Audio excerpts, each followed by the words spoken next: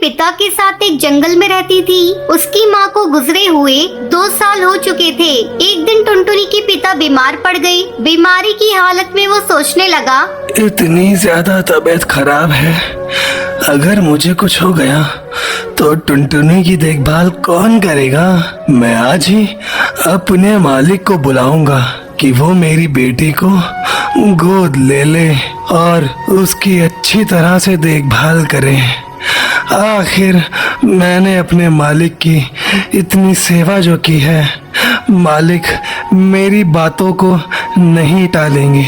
2 दिन से बीमारी के कारण टुनटुनी का पिता टुन्नू काम पर नहीं जा रहा था। तब उसका मालिक कहता है, अरे टुन्नू, क्या हुआ भाई तुम्हें? तुम 2 दिनों से काम पर नहीं आ रहे हो, इसलिए मैं तुम्हें आज देखने के लिए आया हूँ। सेठ जी, अच्छा किया जो आप आ गए।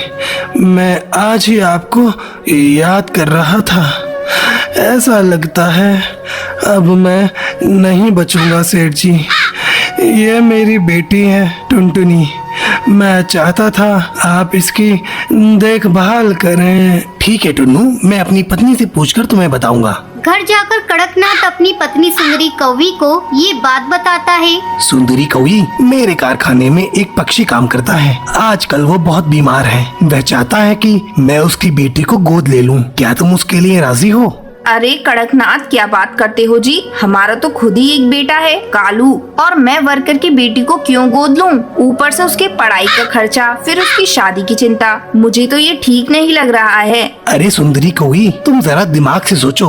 वो पक्षी जो कुछ ही दिन का मेहमान है, मैं इतना पागल थोड़ी ना हूँ कि मैं एक मजदूर की बेटी को गोद लेकर अपनी बेटी बना लूं। मैंने तो सोचा कि तुम्हें एक मुफ्त की नौकरानी मिल जाएगी। ये तो बिल्कुल पते की बात कही है आपने। अब कड़कनाथ टुनटुनी को लेने जाता है। अपने पिता से अलग होते समय टुनटुनी फूट फूट कर रोती है।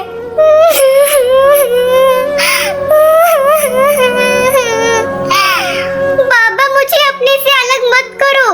मैं आपसे अलग होकर कैसे रहूंगी? बाबा, मैं आपको छोड़कर कहीं नहीं जाऊंगी।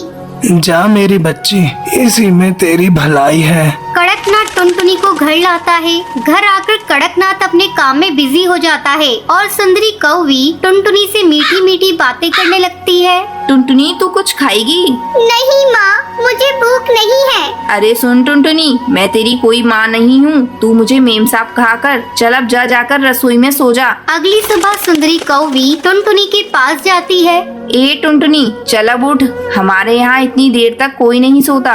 मैम साहब, रात में मुझे नींद नहीं आई। वो मुझे अकेले सोने की आदत नहीं है। तुझे तो अब सोना पड़ेगा। तू अकेले सोने की आदत डाल ले। चल अब झटपट उठकर मेरे साथ काम में हाथ बटा। टुनटुनी सुंदरी के साथ काम में हाथ बटाने लगती है। शाम को कड़कनाथ जब ऑफिस से आता है, टुनटुनी, मेरे लिए ठंडा पानी लेकर आओ। अभी लाती हूँ साहब। ये लीजिए साहब। कैसा पानी है? मैंने तुम्हें ठंडा पानी लाने को कहा था और तूने नल का पानी लाकर मुझे दे दिया। सारा मूड खराब कर दिया। ये कहकर कड़कनाथ टुनटुनी को एक थप्पड़ लगा देता है। धीरे धीरे समय गुजरने लगता है। एक दिन कड़कनाथ को कारखाने में खबर मिलती है कि टुनटुनी के पिता की मौत हो गई। कड़कनाथ ये बात टुनटुनी को नहीं बताता। अब कड़कनाथ और उसकी पत्नी सुंदरी कौवी टुनटुनी पर पहले से भी ज्यादा अत्याचार करने लगते हैं। एक रात जब टुनटुनी सोई हुई थी, तब उसके सपने में उसके पिता आते हैं और उससे मिलने की इच्छा जाहिर करते हैं। बेटा,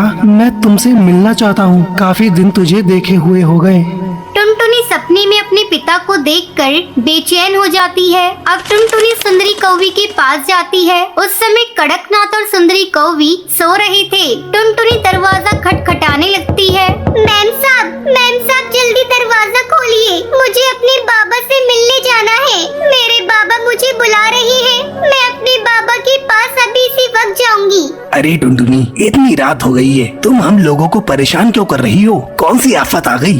मैम साहब, अब मैं यहाँ एक पल नहीं रहूंगी। मेरे बाबा मुझे बुला रहे हैं। मैं अपने बाबा के पास अभी जाऊंगी।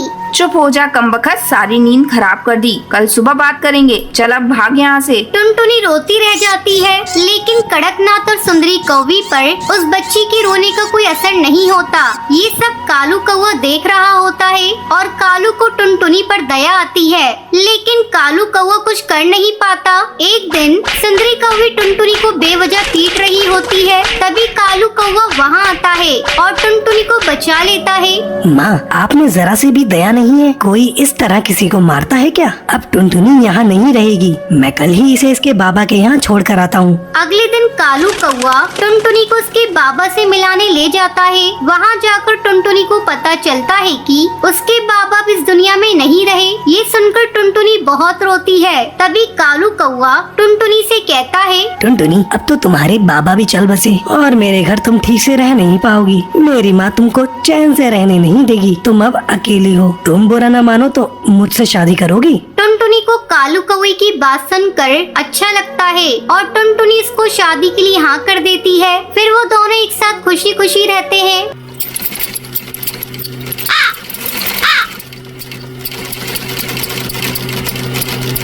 सुंदरवन जंगल में टुनटुनी चिड़िया अपनी माँ टूनी चिड़िया के साथ रहती थी। टुनटुनी चिड़िया को बचपन से ही सिलाई करने का बहुत शौक था।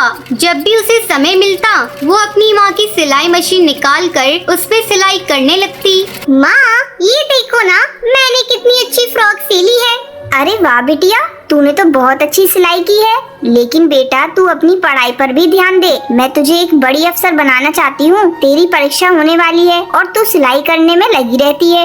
माँ, मुझे सिलाई करना अच्छा लगता है। मैं पढ़ाई के साथ साथ सिलाई करना भी सीखूंगी। मैं कुछ नहीं जानती। आप मेरा दाखिला किसी सिलाई सेंटर में करवा दो। ठीक है टुनटुनी, जब तेरा इतना ही मन है तो मैं तेरा दाखिला किसी सिलाई सेंटर में करा देती हूँ। अगले दिन टूनी चिड़िया टुनटुनी का दाखिला एक सिलाई सेंटर में करवा देती है। अब टुनटुनी पढ़ाई के साथ साथ सिलाई भी मन लगाकर सीखने लगती है। कुछ ही दिनों में टुनटुनी की स्कूल की पढ़ाई हो जाती है। एक दिन टूनी की सहेली बबली कबूतरी उसके घर आती है।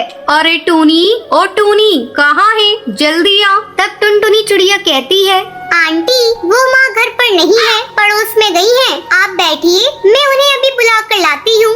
तुम टुनटुनी हो ना? कितनी बड़ी हो गई है। जब मैंने तुझे देखा था उस समय तू बहुत छोटी थी। पहचाना मुझे? मैं तेरी बबली आंटी हूँ। टुनटुनी, तू जाकर अपनी माँ को बुला ला। टुनटुनी चिड़िया पड़ोस में अपनी माँ को बुलाने के लिए चली जाती है। थोड़ी देर बाद टुनटुनी चिड़िया अपनी माँ को लेकर घर आती है। अरे बबली कबूतरी, तू कब आई? टुनटुनी, तू जाकर चाय बना ला। फिर टूनी चिड़िया बबली कबूतरी से बातें करने लगती है। बबली कबूतरी टूनी से कहती है, टूनी, तेरी बेटी बहुत प्यारी है। मैं इसे अपने घर की बहू बनाना चाहती हूँ। मेरा बेटा बंटी एक वकील है और उसके लिए मुझे तेरी बेटी जैसी ही एक संस्कारी बहू चाहिए थी। तेरी बेटी मुझे बहुत पसंद है। तुझे इस रिश्ते से कोई एतराज तो नहीं है ना? नहीं नहीं बबली कबूतरी, ये तुम कैसी बातें कर रही हो? मुझे इस रिश्ते से कोई एतराज नहीं है। मैं लाख कोशिश करके भी इतना अच्छा रिश्ता ढूंढ नहीं पाती। जल्दी टुनटुनी चिड़िया और बंटी कबूतर की शादी हो जाती है। शादी के कुछ ही दिन में टुनटुनी चिड़िया एक बच्चे की माँ बन जाती है। ससुराल में सभी लोग उससे खुश थे। एक दिन बंटी कबूतर टुनटुनी चिड़िया से कहता है, टुनटुनी, आज ऑफिस में कुछ ज्यादा ही काम है। मैं रात को देर से घर लौटूंगा, तो मेरा इंतजार मत करना। इतना कहकर बंटी कबूतर वहाँ से चला जाता है। लेकिन थोड़ी देर बाद कालू कौवा तेजी से उड़ता हुआ उसके घर आता है। गजब हो गया टुनटुनी बहन। जब बंटी कबूतर अपने ऑफिस जा रहा था तब एक बाज ने उस पर हमला कर दिया, जिसमें उसकी मौत हो गई। इतना सुनते ही टुनटुनी चिड़िया रोने लगती है।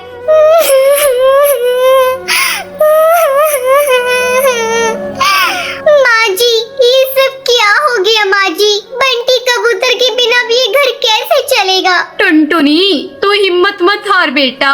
ऊपर वाले की मर्जी के आगे किसी की नहीं चलती। इस तरह कुछ दिन गुजर जाते हैं। टुनटुनी चिड़िया अपना दुख भुलाकर सिलाई का काम करना शुरू कर देती है। आस पड़ोस के पक्षी उसके पास अपने कपड़े सिलवाने के लिए आने लगते हैं। एक दिन हरी काकी उससे कहती है, टुनटुनी, तू तो इतनी अच्छी दर्जी है, इसके बारे में तो मुझे पता ही नहीं था। कम पैसों में बहुत अच्छे कपड़े सिल देती है। तू ऐसा कर, अपना एक बुटीक खोल ले। हाँ काकी, आपका सुझाव बहुत अच्छा है। मैं जल्दी ही अपना बुटीक खोलूंगी, लेकिन इसके लिए पहले मैं माँ जी से इजाजत लूंगी।